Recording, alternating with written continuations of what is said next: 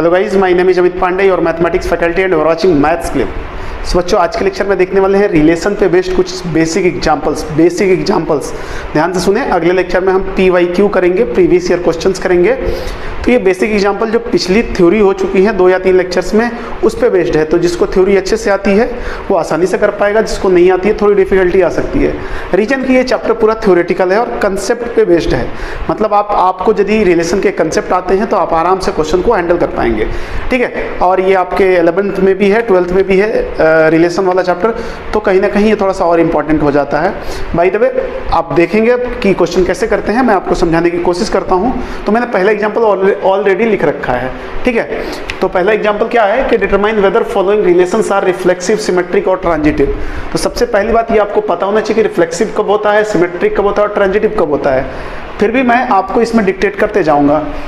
तो इसमें हमारे पास 5 सब पार्ट्स हैं, मतलब इस क्वेश्चन के 5 पार्ट्स हो रहे हैं। इनमें मुझे कैटेगराइज करना है कि कौन सा रिलेशन जो है इन तीनों में से तीनों को सेटिस्फाई कर रहा है, कोई किसको कर रहा है किसको नहीं कर रहा है, ये मुझे थोड़ा डिटरमाइन करना है और डिफाइन भी करना है अच्छे से। तो देखो, मैं सॉल्यूशन लेता हूँ इसका कि कैसे मैं इसको सॉल्व करूँगा, और आप ध्यान से देखेंगे और समझने की कोशिश करेंगे, ठीक है। सबसे पहले क्या बोला कि a relation in x, y, ऐसा हमारा रिलेशन बनेगा where x and y lies in same city, ठीक है। x and y lies in same city. वैसे भी पता चल रहा है कि x और y क्या होंगे, कोई पर्सन होंगे, एक ही सिटी में रह रहे हैं। तो बोला कि अब ये बताओ ये रिफ्लेक्सिव है क्या, सिमेट्रिक है क्या और ट्रांजिटिव है क्या। तो हम ए को सॉल्व कर रहे हैं। तो रिफ्लेक्सिव के लिए क्या बोला था कि आपको जो भी कंडीशन दिया हुआ ना, उसमें दोनों को सेम कर दिया करो और चेक करो रिफ्लेक्सिव है क्या। तो हमने बोला कि रिफ्लेक्सिव चेक कर रहे हैं। फॉर रिफ्लेक्सिव कंडीशन में लिखता हूं कि यदि मैं x एंड y की जगह मैं ऐसे लिख दूं कि x and x live in same city, तो क्या ये रिलेशन सेटिस्फाई होगा क्या। इसने कंडीशन दिया कि x और y दोनों एक ही सिटी में रहते हैं।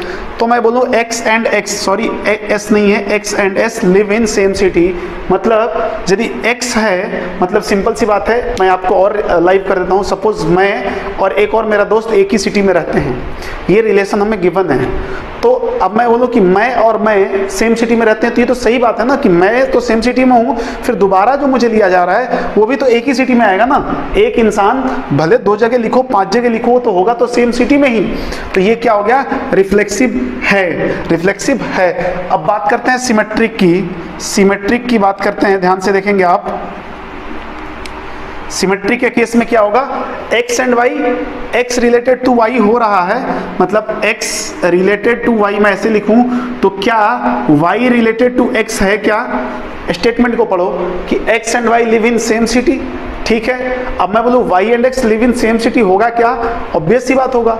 2 पर्सन यदि किसी सिटी में रह रहे हैं तो मैं पहले का नाम लूँ, दूसरे में दूसरे का लूँ, या दूसरे का पहला लूँ और पहले वाले का दूसरी बार नाम लूँ, सेम बात है, कोई फर्क नहीं है। तो इसका मतलब ये क्या हो गया, ये सिमेट्रिक भी हो गया। बात समझना ध्यान से। मतलब सिमेट्रिक में क्या करते हैं, एक बार x y as it is रहने देते हैं, एक बार दोनों को इंटरचेंज कर देते हैं और देखते हैं कि रिलेशन सेटिस्फाई हो रहा है क्या, तो हो गया। एंड थर्ड होगा ट्रांजिटिव। ट्रांजिटिव में क्या होता है, हम खुद से एक वेरिएबल इंट्रोड्यूस करते हैं। तो देखो, यदि x related to y, x related to y का मतलब x और y एक ही सिटी में रह रहे हैं, एक ही सिटी में रह रहे हैं। एंड एक खुद से करता हूं y रिलेटेड टू z, ये खुद से लेना पड़ रहा है z। हमने बोला x y सेम सिटी में रह रहे हैं और y और z सेम सिटी में रह रहे हैं, मतलब इस रिलेशन को सेटिस्फाई कर रहा है। तो क्या this imply x related to z, x related to z मतलब x और z भी सेम सिटी में होंगे। बहुत सिंपल सी बात है यार, आप सोचो खुद से ही, x और y सेम सिटी में है, y और z सेम सिटी है, मतलब तीनों सेम ही सिटी में रह रहे होंगे। तो x और z भी x और z भी सेम सिटी में होंगे, तो ये भी क्या हो गया, करेक्ट हो गया। तो ये जो है हमारा a जो है, a का आंसर क्या क्या हो सकता है, यहाँ पे लिख रहा हूँ, a रिफ्लेक्सिव भी है, a जो है ये क्या है, रिफ्लेक्सिव भी है, सिमेट्रिक भी है एंड ट्रांजिटिव भी है। और तीनों को मिला के क्या बोल सकते हैं, इक्विवेलेंस रिलेशन है। क्या है, इक्विवेलेंस रिलेशन है, समझे। इक्विवेलेंस रिलेशन क्या होता है, जब कोई भी रिलेशन तीनों कंडीशन को सेटिस्फाई करे, रिफ्लेक्सिव भी हो, सिमेट्रिक भी हो, ट्रांजिटिव भी हो, तो वो रिलेशन क्या हो जाता है, इक्विवेलेंस हो जाता है। ए हो गया। अब मैं बी को देखता हूं, ठीक है, बी के बारे में बात करता हूँ, थोड़ा इधर मिटा देता हूँ ये जगह, आप समझ गए होंगे कि इक्विवेलेंस रिलेशन होता है। ठीक है, बी देखते हैं ध्यान से। बी में क्या बोला है, x रिलेटेड टू y में x and y work at same place, मतलब एक ही जगह पे काम कर रहे हैं, एक ही जगह पे काम कर रहे हैं। सेम प्लेस हो या सेम सिटी हो, कोई फर्क है क्या? कोई फर्क है क्या? एक ही जगह पे काम कर रहे हो या एक ही सिटी में काम कर रहे हो या एक ही स्टेट में काम कर रहे हैं या एक ही देश में काम कर रहे हैं, मतलब कंट्री में काम कर रहे हैं, मेथड तो सेम ही है ना सॉल्व करने का। तो इसको देखते ही मैं बोल दूंगा कि ये तीनों कंडीशन सेटिस्फाई हो जाएगा। देखो डायरेक्टली करते हैं, क्या x and x work in same place? Yes, obvious सी बात है, एक बंदा और खुद वही, हाँ दोनों तो है ना, अकेले ही तो दोनों हैं हम, हाँ x और y एक ही जगह काम कर रहे हैं, तो क्या y और x भी एक ही जगह काम कर रहे हैं? बिल्कुल कर रहे हैं, उसमें कोई मतलब ही नहीं है, बस सेंटेंस चेंज हो गया। अब बोला x एंड y एक जगह काम कर रहे हैं, y एंड z एक जगह काम कर रहे हैं, मतलब तीनों एक ही जगह कर रहे हैं, तो x एंड z होगा क्या? मतलब हाँ होगा ना, तो होगा, तो ये भी करेक्ट है। मतलब करेक्ट का मतलब इसमें तीनों रिलेशन सेटिस्फाइड हो रहे हैं। तो इसके लिए बी के लिए बी क्या है? रिफ्लेक्सिव है, ध्यान से देखें, रिफ्लेक्सिव है, सिमेट्रिक है एंड ट्रांजिटिव है, और इन शॉर्ट अपन क्या बोल सकते हैं? इक्विवेलेंस रिलेशन है।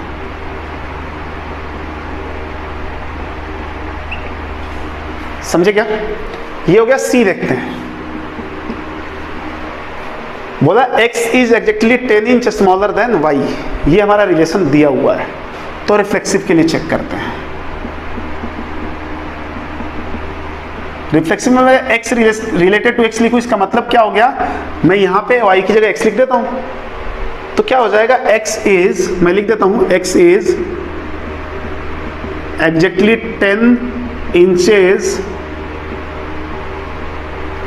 स्मॉलर देन x, चूंकि x ही लिखना है, स्मॉलर देन x। एक बात बताओ, x इज अ पर्सन, यहाँ कुछ और तो है नहीं, क्या कोई खुद बंदा अपनी ही हाइट से 10 इंच छोटा होगा क्या? नहीं पॉसिबल, इसकी है वही होगा। तो ये क्या हो गया? ये तो पॉसिबल ही नहीं है, तो ये क्या हो गया? रिफ्लेक्सिव नहीं होगा, रिफ्लेक्सिव नहीं होगा। ठीक है, अब देखते हैं सिमेट्रिक। अब बोला कि x रिलेटेड टू y, तो ठीक है, x रिलेटेड टू y का मतलब क्या है कि x जो है 10 इंच छोटा है y से, x is exactly 10 inches smaller than y। तो क्या y रिलेटेड टू x हो जाएगा क्या? मतलब x की जगह y रखो और y की जगह x रखो, क्या सेटिस्फाई हो रहा है क्या? अब यदि मैं बोलूं कि x तो 10 इंच छोटा है, अब मैं उसका उल्टा बोलूं कि y 10 इंच छोटा है क्या x से, ये तो अजीब सी बात हो गई कि पहले बता दिया गया कि x जो है मतलब पहला पर्सन दूसरे पर्सन से 10 इंच छोटा है। अब बोला क्या दूसरा पर्सन पहले से 10 इंच छोटा होगा क्या? नहीं, बड़ा होगा 10 इंच, छोटा तो नहीं होगा ना। तो स्टेटमेंट करेक्ट नहीं है, ये सही है लेकिन ये गलत हो गया। गलत हो गया तो ये सिमेट्रिक भी नहीं होगा। अब ट्रांजिटिव देखो, ट्रांजिटिव के लिए क्या करेंगे? x रिलेटेड टू y होना ही चाहिए and y related to z होना ही चाहिए। ये तो हम एक अपने खुद से z ले लिया, तो बोला क्या x रिलेटेड टू z हो रहा है क्या? बताओ। अब देखो क्या बोला, x रिलेटेड टू y का मतलब x जो है वो 10 इंच छोटा है, मतलब x छोटा है y से, y छोटा है z से, कितना? 10 इंच। ध्यान से देखना, मतलब x यदि मान लो ये हाइट है तो y की हाइट ये है, और इतना कितना है? 10 इंच है ये, और z कहीं तो भी ये है, मतलब वो y से कितना हाइट पे है? 10 इंच y पे है, ये z है, ये y है और ये x है। अब जो रिलेशन होगा x रिलेटेड टू z का मतलब क्या होना चाहिए कि x 10 इंच छोटा होना चाहिए z से, लेकिन x कितना छोटा हो जाएगा जी? 20 इंच छोटा हो जाएगा।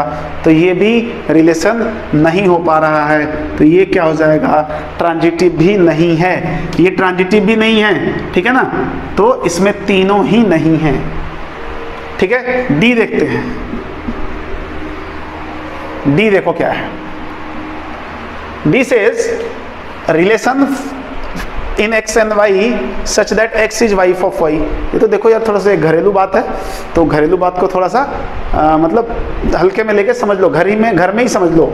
बोला मैं सबसे पहले रिफ्लेक्सिव के लिए चेक कर रहा हूँ, रिफ्लेक्सिव की बात कर रहे हैं। बोला x रिलेटेड टू y का मतलब क्या हुआ? x वाइफ है y की, मतलब सीधी बात है x फीमेल है और y मेल है, तभी तो वाइफ का मतलब तो यही होता है ना। अब मैं बोलूं कि रिफ्लेक्सिव के लिए क्या करेंगे? x रिलेटेड टू x की बात करेंगे, अभी हटा दो, तो क्या x खुद का वाइफ हो जाएगा क्या? यदि वो मेल भी होता तो मेल मेल का वाइफ होता है क्या, और फीमेल भी होगी तो फीमेल फीमेल की वाइफ नहीं हो सकती, तो ये तो नहीं है पॉसिबल, ये तो पॉसिबल नहीं है, तो ये क्या हो गया, रिफ्लेक्सिव नहीं है। अब देखते हैं सिमेट्रिक की बात करते हैं। सिमेट्रिक में क्या बोलता है कि x यदि x वाइफ ऑफ y है then y related to x होगा क्या, y वाइफ हो सकती है क्या x की। अब क्या बोल रहा है कि x जो है वो वाइफ है y की, मतलब y हस्बैंड है। अब बोल रहा है तो क्या y वाइफ हो सकती है x की, तो x हस्बैंड हो सकता है क्या, ये भी तो वैसे बकवास ही बोल रहा है, तो ये भी पॉसिबल नहीं है, नहीं है ना। और ट्रांजिटिव अब तो आप लोगों को खुद समझ में आ गया होगा, और ये वाला एग्जांपल तो थोड़ा इजी वे में समझ में आ रहा होगा, क्योंकि सबके मन में लड्डू फूट रहे होंगे कि हस्बैंड वाइफ चल रहा है, हम भी किसी दिन हस्बैंड बनेंगे, किसी दिन वाइफ बनेंगे, बट कोई बात नहीं, समय समय की बात है, जिस दिन बन जाओगे ये चेक कर लेना। अब हम ट्रांजिटिव चेक कर रहे हैं, तो ट्रांजिटिव में क्या करते हैं अपन, खुद से एक वेरिएबल इंट्रोड्यूस करेंगे, तो x related to y and y related to z, तो दिस इंप्लाई क्या होना चाहिए, x रिलेटेड टू z होना चाहिए। यदि ऐसा होता है तो ये रिफ्लेक्सिव होगा, नहीं होता तो नहीं होगा। मतलब x वाइफ है y की और y वाइफ है z की, तो ये गड़बड़ हो गया यहीं पे। अरे x जब y की वाइफ है, x is wife of y, मतलब x फीमेल है और y मेल है, अब बोल रहा है y वाइफ हो जाए z की, ये तो पॉसिबल ही नहीं है। पॉसिबल नहीं है तो ये क्या हो जाएगा, ट्रांजिटिव भी नहीं होगा। तो ये क्या हो गया, ना रिफ्लेक्सिव है, ना सिमेट्रिक है, ना ट्रांजिटिव है। ठीक है, लास्ट वन ई देख लो, ई देख लेते हैं। बोला x is father of y, सारे रिलेशन x y में ही है, x is father of y, तो रिफ्लेक्सिव की बात करते हैं। अब मैं x रिलेटेड टू x की बात करूं, मतलब इधर x रख दूं y में भी, तो x is father of x। अरे कोई खुद का बाप होता है क्या, नहीं होता ना भाई। अब इसमें कोई कंसेप्ट तो है नहीं, मैं क्या बोला था, चैप्टर देखो कुछ नहीं है, चैप्टर का यदि आपको कंसेप्ट पता है तो खुद ही इंप्लीमेंट कर सकते हो। हमने रिफ्लेक्सिव भी नहीं है, क्योंकि कोई इंसान खुद का बाप नहीं हो सकता। सिमेट्रिक की बात करो, मतलब x रिलेटेड टू y है तो y रिलेटेड टू x भी होना पड़ेगा, तो ये सिमेट्रिक होगा। तो देखो ना सिमेट्रिक के लिए, मतलब x जो है, क्या बोला, x is father of y, मतलब x बाप है y का। अब बोला y x का फिर फादर हो सकता है क्या, ये तो अजीब बात है ना। y जो है वो पहले ही बता दिया गया सन है, तो ये भी पॉसिबल नहीं है। एंड लास्ट वन ट्रांजिटिव की बात कर लेते हैं।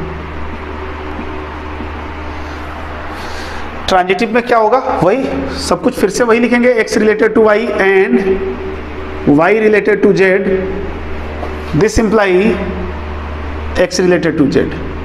बोला देखो कि x जो है father of, x is father of y, मतलब x फादर है, y सन है। एंड बोला y is father of z, अब जो सन था वो फादर बन गया, मतलब z क्या हो गया, पोता हो गया, ठीक है ना, ग्रैंडसन हो गया। तो अब क्या हो जाएगा, x ग्रैंडफादर हो जाएगा जेड का, तो क्या ये फादर बनेगा क्या, नहीं, ग्रैंडफादर बनेगा, तो ये फादर नहीं बन पाएगा, मतलब रिलेशन ये भी एस्टेब्लिश नहीं कर पाएगा, तो यहाँ भी तीनों नहीं हो पाएगा।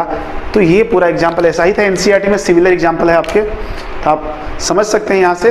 तो बहुत इजी एग्जाम्पल था, बहुत कुछ इसमें समझना नहीं था। अच्छे से यदि आप पढ़े हो या अभी भी अच्छे से आप देखे हो ना, तो अभी भी समझ पाओगे। पहले से आप नहीं भी पढ़े हो तो थोड़ा थोड़ा आइडिया है ना, तो इस एग्जाम्पल में भी सारा आपका ये जो रिफ्लेक्सिव, सिमेट्रिक एंड ट्रांजिटिव है ये काम कर जाएगा।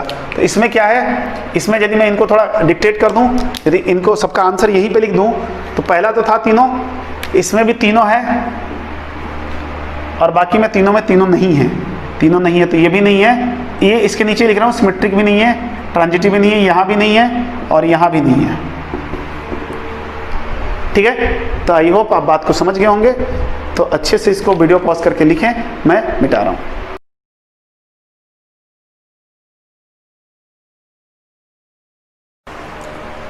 एग्जाम्पल नंबर सेकंड लेते हैं। ठीक है, मैं लिख रहा हूं यहां पे, let A be a non empty set such that, let A be a non empty set, आप लिखते रहें, let A be a non empty set such that A cross A has 9 elements, A cross A has 9 elements. Number of elements in A cross A equal to 9. Among which are found -1, 0 and 0, 1. 1, 0 and 0, 1. Then option दिया हुआ, मैं option लिख रहा हूँ।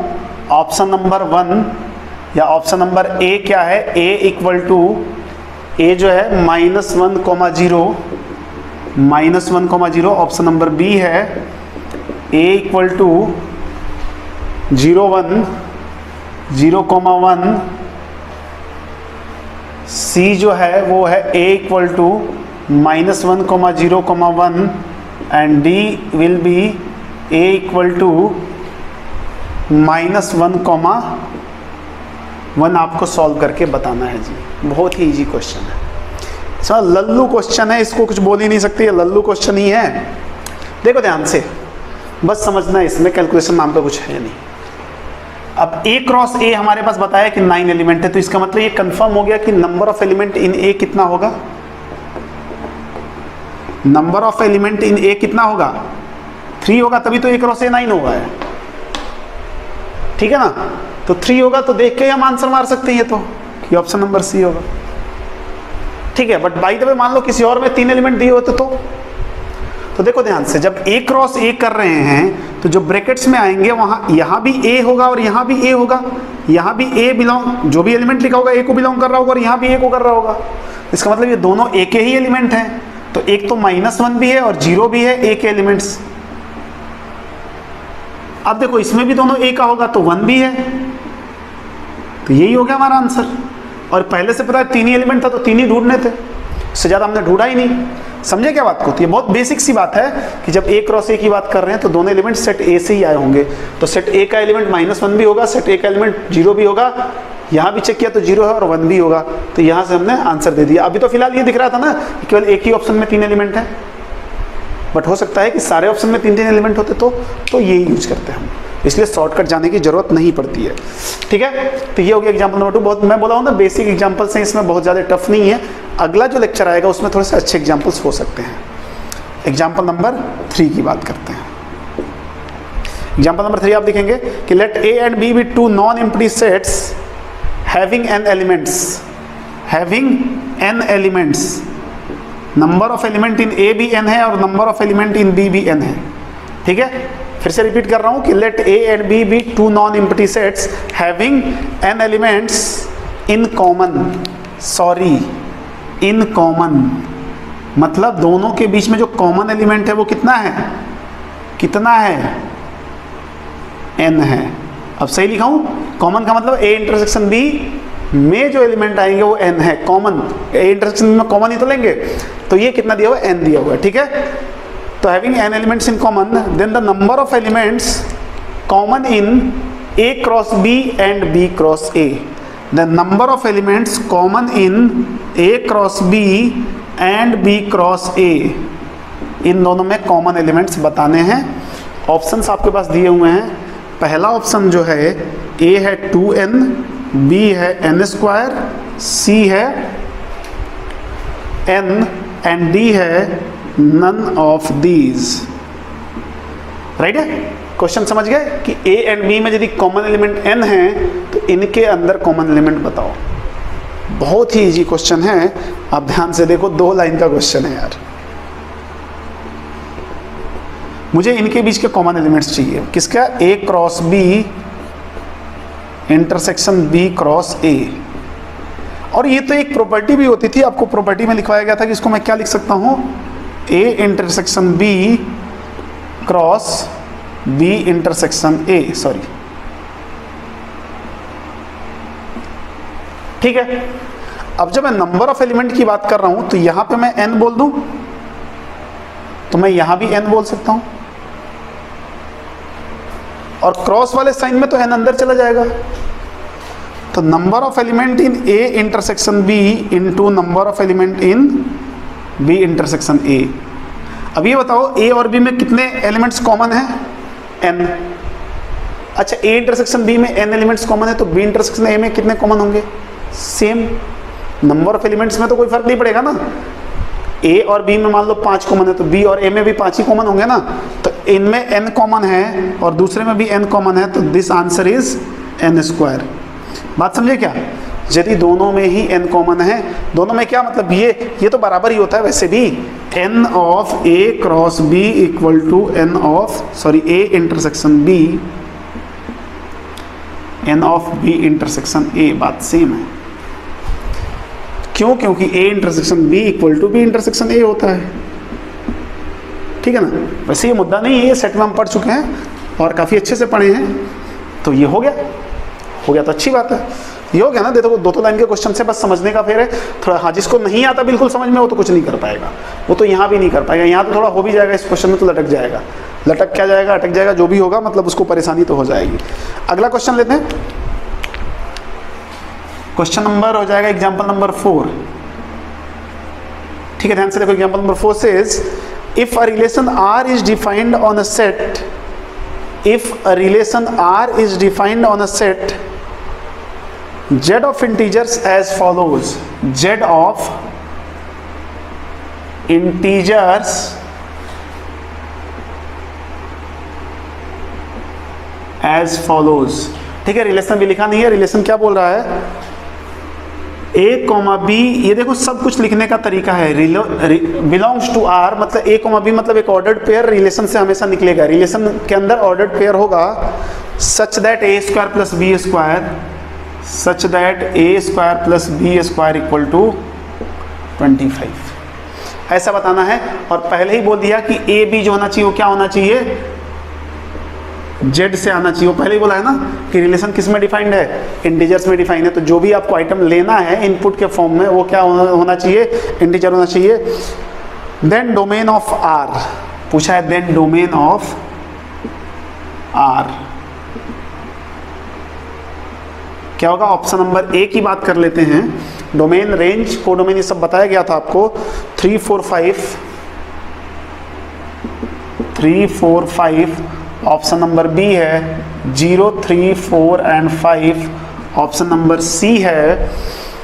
0 plus minus 3, 0 plus minus 3 plus minus 4 plus minus 5 and option number d है none of these, none of these, right है। तो देखो क्वेश्चन में क्या है, इस टाइप का क्वेश्चन सेट में भी एक आया था। ए और बी दोनों यहीं से लेना है, ध्यान से देखो, चलेगा। तो एक काम करते हैं, ए और बी अल्टीमेटली खुद से ही लेना है आपको इंटीजर्स, ठीक है ना। कुछ भी ये गिवन नहीं हो, बोला है इंटीजर्स लो, बस ये सेटिस्फाई करना चाहिए। जो ए और बी सेटिस्फाई कर जाएगा वही हमारे रिलेशन का पार्ट होगा। तो मैं स्टार्ट करता हूँ। हमारे पास कंडीशन क्या है, a square plus b square equal to 25, चलेगा, चलेगा। तो हम बोल सकते हैं कि b square equal to 25 minus a square और b equal to under root of 25 minus a square और हियर प्लस माइनस, बस यही तो कंडीशन, सेम ही कंडीशन है। थोड़ा सा इसको मैंने सेटल इसलिए कर लिया समझने के लिए उसे। नाउ अब देखो, ए को 0 रखता हूं। इफ ए इक्वल टू 0 तो बी क्या आएगा, प्लस माइनस 5। तो क्या बी इंटीजर आया, क्या बी इंटीजर आया, क्या ए को भी इंटीजर लिया, बी भी इंटीजर आ गया ना। तो एक ऑर्डर पेयर बन गया यहाँ से, ए कोमा बी का एक ऑर्डर पेयर बन गया, 0 प्लस माइनस 5 बनेगा। अब क्या लूं, अब क्या 2 लेके काम चल जाएगा क्या? यदि मैं 2 ले लेता हूं, एक बार लेता हूं, देखो सॉरी 1 ले लेता हूं, तो b क्या हो जाएगा, plus minus under root of 24। क्या ये इंटीजर है क्या? नहीं है। तो ये हमारे रिलेशन का पार्ट हो ही नहीं सकता, क्योंकि a और b क्या होने चाहिए, इंटीजर होने चाहिए। इफ a इक्वल टू, अब बता सकते हो 2 लूं क्या, 2 लोगे तो क्या हो जाएगा, √21 कोई इंटीजर है क्या? नहीं है। तो मुझे 3 लेना पड़ेगा, a की वैल्यू 3 ले लिया, तो b क्या हो जाएगा, 25 माइनस 9, 25 माइनस 9, यहाँ पे a हमने 3 ले लिया तो ये 16 होगा, तो ये प्लस माइनस 4, देखो ये भी इंटीजर आ गया। तो यहाँ से हम क्या बोल सकते हैं कि एक और हमारा रिलेशन आ सकता है। यहाँ से मैं ऐसे लिख लिया कि relation belongs to 3, plus minus 4, चलेगा। और भी ले सकते हैं यहाँ पे। अब मैं यदि बोलता हूँ इफ a, और a को क्या ले सकते हैं बताएं आप, और a को क्या ले सकते हैं अपन, बताओ ना, 4 ले लें, ले सकते हैं। तो देखो b क्या आ जाएगा, प्लस माइनस 3 आ जाएगा। 4 रखो यहाँ पे, 25 माइनस 16 √9 3 होता है ना, तो ये भी तो दोनों इंटीजर है ना, तो यहाँ पे भी रिलेशन हमारा क्या हो जाएगा 4, ±3 एंड इफ a = 5 ले लूँ तो b क्या हो जाएगा ±0 मीन्स 0, तो ये भी तो है रिलेशन क्या हो जाएगा 5, 0 बनेगा कि नहीं। अब सिमिलर केस यदि मैं a को 0 लिया, अब मैं क्या करता हूं, ध्यान से देखो, यहाँ पे जो -1 भी लूंगा तो कोई फर्क पड़ेगा क्या, a की जगह -1 लूंगा तो स्क्वायर हो जाएगा ना उसका, तो माइनस का कोई रोल नहीं है, तो ये -3 भी चल सकता है, तो मैंने क्या किया +-3 कर दिया और ये +-3 कर दिया। बात को समझे क्या, a की वैल्यू -3 भी लोगे तो भी 4 ही आएगा, +-4 ही आएगा, समझे क्या, तो ये +-3 +-4 हो जाएगा। तो सिमिलर केस हर जगह आ जाएंगे, और यहां भी हम क्या करते हैं +-5 ले लेते हैं, तो +-5, 0 राइट है। तो अब डोमेन लिखना है, domain of relation belongs to, domain के लिए क्या बोला था, जो भी ऑर्डर्ड पेयर का पहला एलिमेंट होगा वो डोमेन का होता है, दूसरा रेंज का होता है, ठीक है। और कोडोमेन क्या है, यहाँ पे कोडोमेन तो इंटीजर से कुछ भी ले सकते हैं, तो पहला तो एक हमारे पास यहाँ पे आया हुआ है, दूसरा रिलेशन यहाँ पे है, तीसरा यहाँ है, चौथा यहाँ, इनके सारे फर्स्ट एलिमेंट्स लिख लो। तो फर्स्ट एलिमेंट लिखोगे तो क्या है, 0 है, +-3 +-4 +-5, 0 +-3 +-4 +-5, this is our answer, these numbers are domain of this relation। यदि मैं रेंज भी पूछूं तो रेंज भी यही आएगा इस केस में, देखो उल्टा बस आएगा, ठीक है। तो आई होप बात को समझने का ही था, इसमें कैलकुलेशन वाइज कुछ खास था नहीं। हाँ, यदि कोई बोले कि सर मुझे डायरेक्टली दिख रहा था कि मैं यहाँ पे a को 0 रखूँ, b को 5 रखूँ तो हो सकता है, तो मैं डायरेक्टली नहीं लिख सकता, क्या लिख सकते हो, ये मेरे को समझाना था, दैट्स वाई मैंने आपको ऐसा कराया। किसी को डायरेक्टली आंसर दिख रहा है और कर सकता है, फास्ट कर सकता है, हाँ बस गलती ना करे, तो आई अप्रिसिएट, ठीक है ना। उसमें वो जरूरी है, क्योंकि देखो क्या है, कॉम्पिटिटिव एग्जाम में आपको टाइम कम रहता है, क्वेश्चन ज़्यादा करने होते हैं, यदि क्वेश्चन को आप समझ के जल्दी से जल्दी कर पाते हो, बस मेथड गलत नहीं होना चाहिए, ये ध्यान रखना है आपको कि मेथड गलत ना हो, ठीक है। तो अभी आप लिखोगे, इसको मैं मिटा रहा हूँ, फिर अगले क्वेश्चन की तरफ चलेंगे।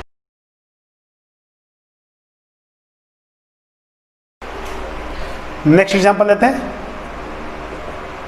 4th हो गया था, 5th लेते हैं। देखो ध्यान से, क्वेश्चन है कि द रिलेशन, ध्यान से देखना, ये क्वेश्चन पूरा लैंग्वेज पे डिपेंड करता है। The relation is subset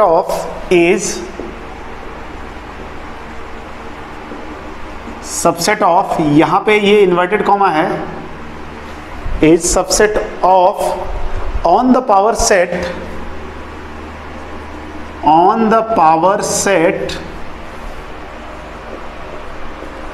P of A of set A, ठीक है ना, ऑफ अ सेट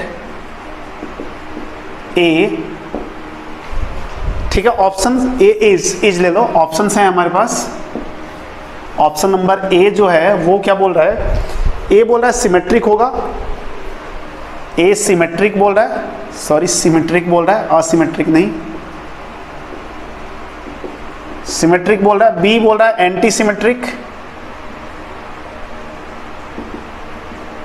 C बोल रहा है इक्विवेलेंस, एंड D बोल रहा है नन ऑफ दीज। पूरा गेम लैंग्वेज पे है, पूरा ही गेम लैंग्वेज पे है। यदि आप लैंग्वेज समझ पाते हैं तो क्वेश्चन कर पाएंगे, नहीं समझोगे तो रह जाएगा क्वेश्चन। देखो सॉल्यूशन, मुद्दा पूरा इसी पे है, ठीक है ना। रिलेशन क्या बोल रहा है कि यदि मैं इस रिलेशन को ऐसे लिखूं ना, x रिलेटेड टू y, तो इसको हमें क्या लिखना पड़ेगा, यदि मैं ऐसे लिखूं या ऐसे लिखूं कि relation belongs to x, y, तो हमें लिखना पड़ेगा, इन दोनों को ऐसे भी लिख सकते हैं और ऐसे भी लिख सकते हैं, मैं दोनों लिख रहा हूं, ठीक है ना।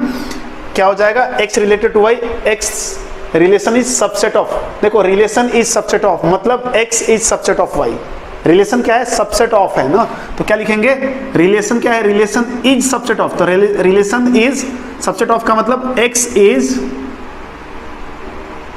Subset of y। यहां भी क्या लिखना पड़ेगा, x इज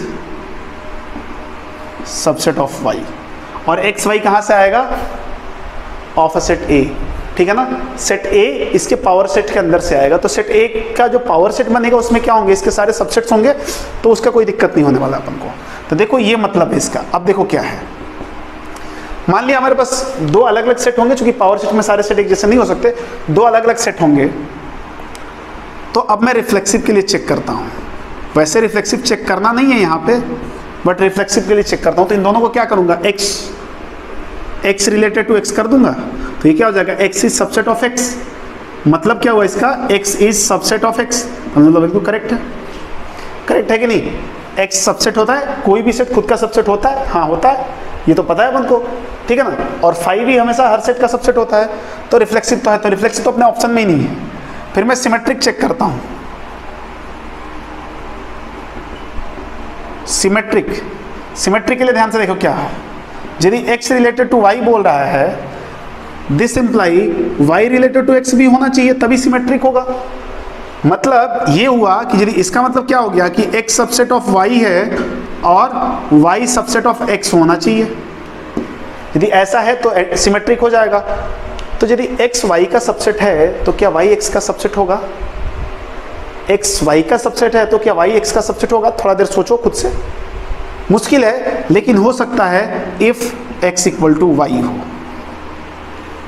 एक ही केस होता है जब ये दोनों बराबर हो जाए, और वो केस किसका होता है, एंटी सिमेट्रिक का होता है। एंटी सिमेट्रिक का डेफिनेशन आप जाके देखिए, यही बोलता है एंटी सिमेट्रिक कि यदि, अब जाके देख ले यार, अब पूरा मैं एंटी सिमेट्रिक यहाँ बताऊंगा तो चीज़ें फिर फालतू की दो बार करने कोई मतलब नहीं। आप एंटी सिमेट्रिक वाले लेक्चर में देख लें, ठीक है ना, पिछला ही लेक्चर है। तो ये हो गया, तो आंसर ही मिल गया ना। अब वैसे भी पता है आपको कि सिमेट्रिक नहीं हो रहा है तो इक्विवेलेंस नहीं होगा, और ये आंसर आ गया तो नन ऑफ दीज नहीं होगा, तो ये हमारा ऑप्शन हो गया, ऑप्शन नंबर बी करेक्ट हो गया। तो बात को समझे, यहाँ पे पूरा गेम लैंग्वेज का था कि कैसे हम ले रहे हैं, ठीक है। कहीं एक्स वाई लेके कर सकते हो, कोई अल्फा बीटा लेके कर सकता है, कोई ऐसे समझ के ही कर सकता है, ठीक है ना। अगला एग्जाम्पल लेते हैं, एग्जाम्पल नंबर 6। एग्जाम्पल नंबर 6 में लिख रहा हूं, देखेंगे। लेट p इक्वल टू, हमारे पास एक सेट p दिया हुआ है, p equal to x, y such that x square plus y square equal to 1 and x y belongs to r, x, y belongs to r, then P is मैं option भी लिख देता हूं। Option number ए है reflexive, दूसरा symmetric, तीसरा transitive. Reflexive, B symmetric, C transitive and D none of these. देखो इस क्वेश्चन को क्या बोला, कंडीशन क्या सेटिस्फाई होनी चाहिए, दिस कंडीशन सेटिस्फाई होनी चाहिए रिलेशन के लिए। तो ये होना चाहिए, तो करते हैं ना, देखते हैं। मैं रिफ्लेक्सिव चेक करता हूं,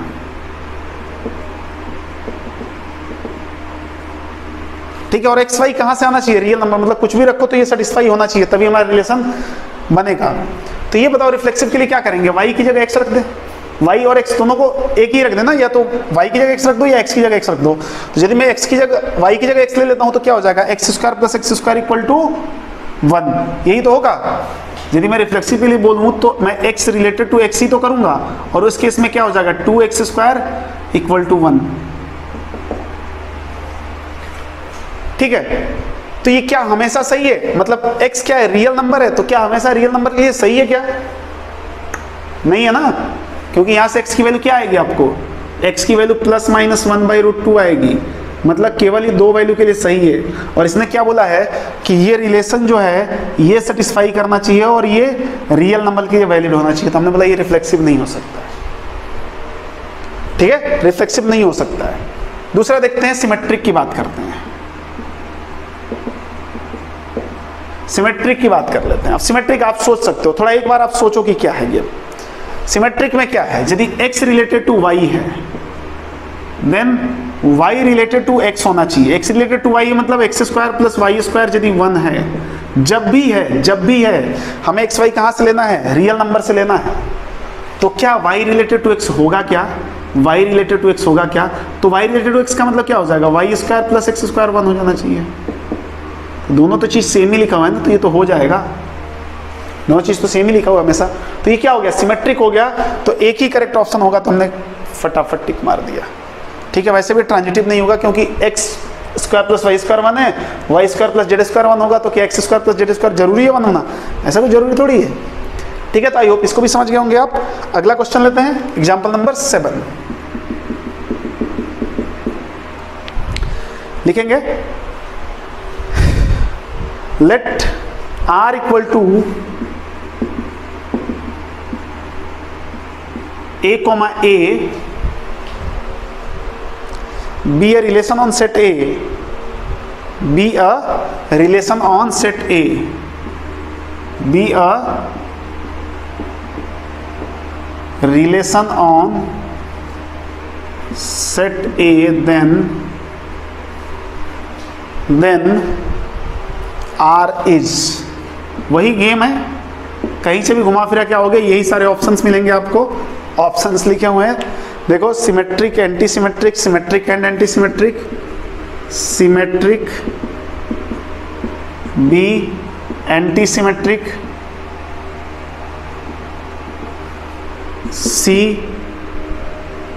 सी को मैं ऐसे लिख दूं, both a and b and D none of these, right है जी। ठीक है, मतलब नाइदर सिमेट्रिक नॉट असिमेट्रिक, ये भी ऑप्शन में है, वैसे कोई दिक्कत वाली बात नहीं। ये तो आप देख के ही बता सकते हो। देखो सॉल्यूशन में क्या दिया हुआ है, रिलेशन दिया हुआ है ना, और वो रिलेशन क्या है, ए कॉमा ए, बस खत्म है। मतलब असल में देखो तो क्या बोला, ये जैसा वैसा ये सेम होना चाहिए, तो सिमेट्रिक तो है, इसका उल्टा भी सेम ही रहेगा ना, यदि उल्टा भी करेंगे तो सेम होगा, सेम होना, ये तो वही बात हो गई। नहीं, ये वही बात होगी कि जब मैं यहाँ पे आपको कार्टेशियन प्रोडक्ट लिख रहा था तो कुछ ऐसे बॉक्सेस बनाए थे हमने, यदि 3 एलिमेंट्स थे तो ये जो डायगोनल एलिमेंट्स थे इन्हीं की तो बात चल रही है। तो डायगोनल एलिमेंट्स क्या होते हैं, हमेशा सिमेट्रिक होते हैं और एंटी सिमेट्रिक भी होते हैं, वो पहले भी बताया था मैं।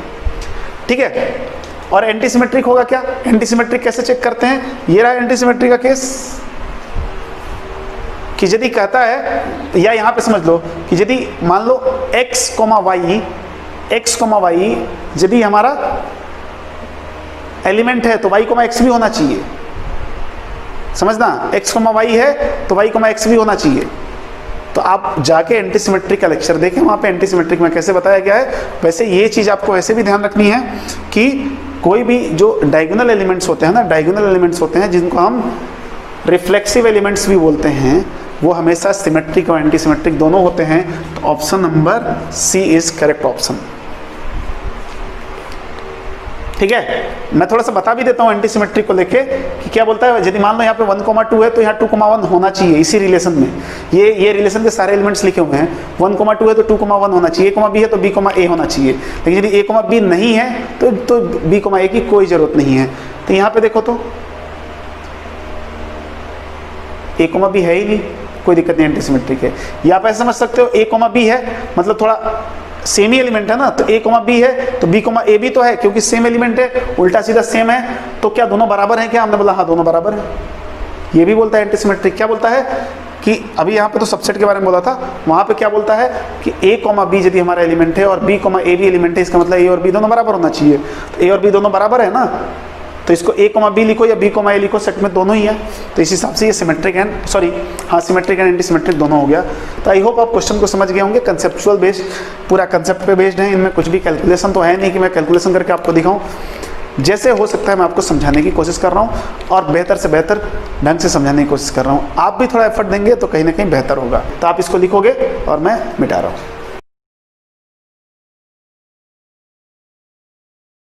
तो एग्जाम्पल नंबर 8 लेते हैं, 2 एग्जाम्पल करेंगे और उसके बाद इस लेक्चर को फिनिश करेंगे। नेक्स्ट लेक्चर में पहले भी बताया था कि प्रीवियस ईयर क्वेश्चंस करेंगे PYQs।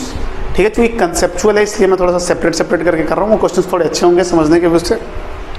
अभी बहुत बेसिक एग्जाम्पल्स चल रहे हैं, तो एग्जाम्पल्स लिखेंगे। लिखा हुआ let A be the set of all straight lines, let A be, या लेट L लिख लो, let L be the set of all straight lines, set of all straight lines in the plane,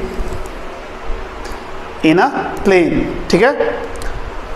Two lines L1 and L2 are said to be related by the relation R. Two lines L1 and L2 are said to be related by the relation R. If L1 L2 का relation दिया हुआ है, L1 related to L2, if L1 parallel to L2, L1 parallel to L2, then the relation R is not, then the relation R is not, then relation R is not. Option है option number a reflexive, B symmetric, C transitive and D none of these. Reflexive, symmetric, transitive and none of these, ठीक है जी। तो देखो बहुत easy है, इसमें perpendicular वाला question मैंने आपको पहले भी करा दिया है। सॉल्यूशन देखो, इसका दो लाइंस दी हुई हैं। पहली बात करेंगे हम रिफ्लेक्सिव की, दो लाइंस दी हुई हैं L1 एंड L2, ठीक है। अब रिफ्लेक्सिव के लिए क्या करेंगे, L2 को हम L1 कर देंगे, L1 R L1। तो कंडीशन क्या होना चाहिए कि L1 पैरेलल टू L1। दो लाइन पैरेलल कब होती है, जब दोनों का स्लोप सेम होता है। तो जब इसका मैं स्लोप चेक करूंगा तो इसका मान लिया M1 आ रहा है, तो इसका भी तो M1 ही आएगा, तो दोनों का स्लोप सेम है। इट मीन्स करेक्ट है हमारा रिलेशन, रिलेशन करेक्ट है कि पैरेलल को चेक करने का कोई और दूसरा कंडीशन होता ही नहीं है। पैरेलल लाइंस को चेक करने के लिए क्या करते हैं, स्लोप से ही चेक करते हैं। तो दोनों लाइन का यदि स्लोप बराबर है तो क्या हो जाएंगी, दोनों लाइन पैरेलल हैं, तो क्या हो गया, ये रिफ्लेक्सिव है, ठीक है, रिफ्लेक्सिव है, ठीक है।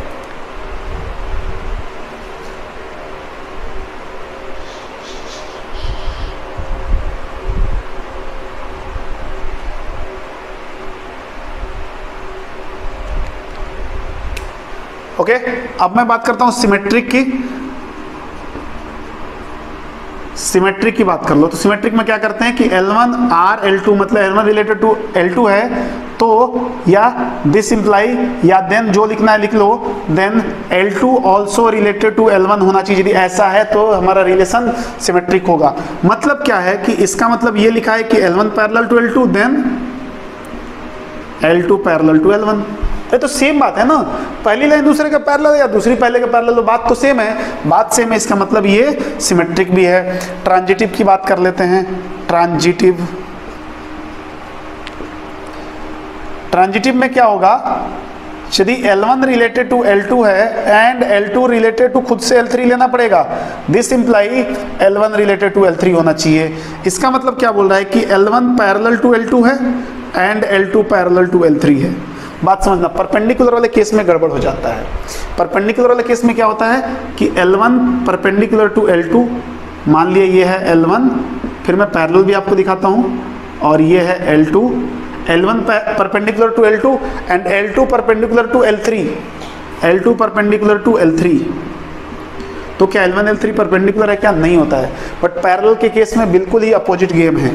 पैरेलल का केस बिल्कुल अपोजिट है। कैसे, देखो L1 और L2 पैरेलल है और L2 L3 पैरेलल है। कहीं बनाओ, नीचे बनाओ, ऊपर बनाओ, जहां बनाना है। मतलब इसका स्लोप यदि m है तो इसका भी स्लोप m रहा होगा, और इसका m है तो इसका भी m रहा होगा। तो तीनों का स्लोप तो सेम है, मतलब तीनों एक दूसरे के पैरेलल हैं। तो ये भी हमारा दिस इम्प्लाई बिल्कुल सही है, L1 L3 के भी पैरेलल होगा। तो तीनों करेक्ट है ना। बट इसने क्या पूछा है, ध्यान से देखिए, कई बार यहाँ पे बच्चे फंस जाते हैं। क्वेश्चन में पूछता है R इज नॉट, और वो करेक्ट करके आएंगे, ठीक है ना। वो बोलेगा कौन सा ऑप्शन गलत है, वो सही वाला मिलते ही फट से मार देंगे। तो यहाँ पे क्या हो जाएगा, कोई ऐसा ऑप्शन जो है करेक्ट नहीं है, तो ऑप्शन क्या हो जाएगा, नन ऑफ दीज, ठीक है जी। ये हो जाएगा हमारा ऑप्शन। समझ में आ गया होगा।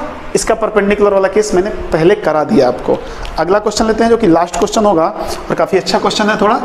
एग्जाम्पल नंबर 9 की बात करेंगे। देखो क्या बोल रहा है, लिखें आप कि for real numbers x and y, for real numbers x and y, ये small x and y, we write we write x related to y such that x minus y plus 2 is irrational number, is irrational number, ठीक है, is irrational, is an irrational लिख लो, ज़्यादा अच्छा लगेगा, grammatically भी correct हो जाएगा, is an irrational number, then the relation R is option number 1 वही reflexive, option number 2 symmetric, option number 3 transitive, option number 4 none of these. ठीक है, बहुत अच्छा क्वेश्चन है, समझें। यहाँ पे सॉल्यूशन देखते हैं इसका। सॉरी, नन की जगह ऑल करो, ऑल ऑफ अबव, तो ये गेम सही जाएगा। तो x रिलेटेड टू y, सबसे पहले रिफ्लेक्सिव के लिए चेक करेंगे, रिफ्लेक्सिव की बात करेंगे। तो रिफ्लेक्सिव में क्या करेंगे, x रिलेटेड टू x कर देंगे, दिस इंप्लाई क्या हो जाएगा, x minus x plus root 2 is an irrational number होना चाहिए। देखते हैं कंडीशन सेटिस्फाई होता है कि नहीं। कैंसिल आउट हो गया, रूट 2 बचा, रूट 2 इरेशनल नंबर है क्या, हमने बोला हाँ है ना जी, है तो मार दो, सही है, हाँ ये तो करेक्ट है, रिलेशन को सेटिस्फाई किया इसने, मतलब y को भी मैं x कर दूं तो ये रिलेशन को सेटिस्फाई करेगा। अब मैं बात करता हूं सिमेट्रिक की। सिमेट्रिक वाले केस में क्या होता है कि x रिलेटेड टू y है, then y related to x भी होना चाहिए। मतलब कि यदि x minus y plus root 2 जो है इरेशनल है, तो हमारे पास बोला है कि y minus x plus root 2 भी इरेशनल होना चाहिए। थोड़ा सोचो, दिमाग के घोड़े दौड़ाओ। अब देखो क्या है, गेम क्या है, मतलब ये दोनों इरेशनल होना चाहिए। यदि एक काम करो, मैं क्या करता हूं, इसको रूट 2 ले लेता हूं, इसको 1 ले लेता हूं। मैं क्या करता हूं, x को रूट 2 ले लेता हूं और y को 1 ले लेता हूं, चलेगा? तो इरेशनल आएगा क्या, देखो तो ध्यान से। यहाँ पे रूट 2 रखा तो ये 2 रूट 2 माइनस 1 हो जाएगा। रूट यदि है तो इरेशनल आएगा ही आएगा, रूट है तो इरेशनल आएगा ही आएगा। तो ये तो करेक्ट जा रहा है। अब इसने बोला कि उल्टा कर दो, तो उल्टा करोगे तो 1 कॉमा रूट 2 ले लो। अब रखो यहाँ पे 1 कॉमा रूट 2, तो रूट 2 से रूट 2 कैंसिल हो गया। 1 इरेशनल है क्या, इस केस में यहाँ पे वैल्यू क्या दे देगा, 1 दे देगा। और 1 इरेशनल है क्या, नहीं है। तो इसका मतलब क्या हुआ कि जब सही था, सीधा था, तब तो इरेशनल आ रहा था। जैसे उल्टा हुआ है क्या हो गया, रेशनल नंबर बन गया। तो हमारा रिलेशन सेटिस्फाई नहीं हुआ, तो ये सिमेट्रिक नहीं है। बात को समझें, सिमेट्रिक नहीं है। मतलब यदि ये सेटिस्फाई हो रहा है, मतलब x related to y satisfy हो रहा है, तो y रिलेटेड टू x भी सेटिस्फाई होगा, तभी सिमेट्रिक होगा। बट यहाँ नहीं हो रहा है, ऐसा एग्जाम्पल है। अब ऐसे कितने सारे एग्जाम्पल दे सकते हैं। मैं 1 को 2 कर दूं तो भी, 3 कर दूं तो भी, 1 को चेंज करता हूं, रूट 2 को फिक्स कर दूं, तो इनफाइनाइट एग्जाम्पल्स बन सकते हैं। ट्रांजिटिव देखो, ट्रांजिटिव में मैं क्या करता हूं, वैसे ही बोला कि x रिलेटेड टू y हो and y related to z हो, तो क्या होना चाहिए, x रिलेटेड टू z होना चाहिए। मतलब कुछ ऐसा बोल रहा है कि x minus y plus root 2 क्या होना चाहिए, इरेशनल होना चाहिए। और y minus z plus root 2 भी इरेशनल होना चाहिए। ये तो दोनों होने चाहिए, मतलब ये होने ही चाहिए। तो क्या ये होगा क्या, x minus z plus root 2 irrational होगा क्या? यदि ये हो जाएगा तो इसको चेक करना है। यदि ये हो जाता है तो हमारा रिलेशन ट्रांजिटिव हो जाएगा। ये क्या, ये दोनों होना चाहिए। बोलता है कि ये हो तो ये होना चाहिए, मतलब ये दोनों डेफिनेटली होना चाहिए। इसको होने के लिए मैं क्या करता हूँ, चलो एक एग्जांपल इसके लिए भी ले लेते हैं, वही नंबर यूज कर लेते हैं। यहाँ पे क्या ले लिया कि रूट 2 कॉमा 1 ले लिया। इसके लिए क्या करते हैं, 1 कॉमा 1 तो लेना ही पड़ेगा भाई, 2 रूट 2 ले लेते हैं। ठीक है, 1 कॉमा 2 रूट 2 ले लेते हैं। तो देखो रूट 2 कॉमा 1, तो 2 रूट 2 माइनस 1 राइट है। यहाँ पे 1 कॉमा 2 रूट 2 ले रहे हैं, तो y को 1 ले रहे हैं, इसको 2 रूट 2 ले रहे हैं, तो ये क्या बचेगा 1 माइनस रूट 2, ये भी राइट है। तो यहाँ पे क्या आएगा, x एंड z। तो ध्यान से देखें, यहाँ पे x and z, x root 2 है और z कितना है 2 रूट 2। तो रूट 2 कॉमा 2√2। देखो ध्यान से, यदि मैं x की जगह √2 रख दूं और इसकी जगह 2√2 रख दूं तो √2 प्लस √2 2√2 माइनस 2√2 ये तो 0 हो जाएगा। इस केस में इसकी वैल्यू क्या मिलेगी हमें? 0 मिलेगी। 0 is not a rational number, sorry irrational number, ये रेशनल हो जाता है। तो यदि ये दोनों होने के बावजूद भी यहाँ पे गेम चेंज हो सकता है, तो क्या बोलोगे कि सर इसमें एक ही एग्जांपल पॉसिबल है क्या? नहीं, इन दोनों को फिक्स रखो, इसको चेंज करते रहो। 1 को 2 रख दो, 3 रख दो, 5 रख दो, 10 रख दो, कोई फर्क नहीं पड़ता। ठीक है, तो कोई फर्क नहीं पड़ेगा। तो यहाँ भी इनफाइनाइट पॉसिबिलिटी है कि ये रिलेशन एस्टेब्लिश नहीं हो पाए। तो इसका मतलब क्या हो गया? रिलेशन केवल रिफ्लेक्सिव है और ऑल ऑफ द अबव नहीं है, इसलिए हमें बाकी तीनों चेक करना पड़ा था। अच्छा, यदि मैं यहाँ पर नन लिख देता तो सीधा आंसर पहला चेक करके और आंसर मार देता। ठीक है, तो आई होप आप बात को समझे होंगे। ठीक है, थोड़ा समझ लो, ये चैप्टर जो है काफ़ी ईजी है। बस 3 ही तो कंसेप्ट रेगुलर बेस पे चलने हैं आपको। एक तो सबसेट रहेगा इसमें, और एक ये रिफ्लेक्सिव, ट्रांजिटिव एंड सिमेट्रिक वाला केस रहेगा। तो आई होप आप मज़ा आया होगा आपको पढ़ के, और अच्छे से पढ़ें आप। इसमें अगला लेक्चर हम ले आएंगे PYQ का, वो भी काफ़ी अच्छा होगा। उसमें भी 7-8 एग्जाम्पल लेंगे। तो मुझे लग रहा है कि इस छोटे से चैप्टर में हम लगभग 30 के आसपास के एग्जाम्पल ले चुके होंगे। तो मोर देन इनफ होगा यदि आप अच्छे से पढ़ते हैं तो इस चैप्टर के कंसेप्ट की बिल्डिंग के लिए। ठीक है ना? तो थैंक यू सो मच, देखते हैं अगले लेक्चर में।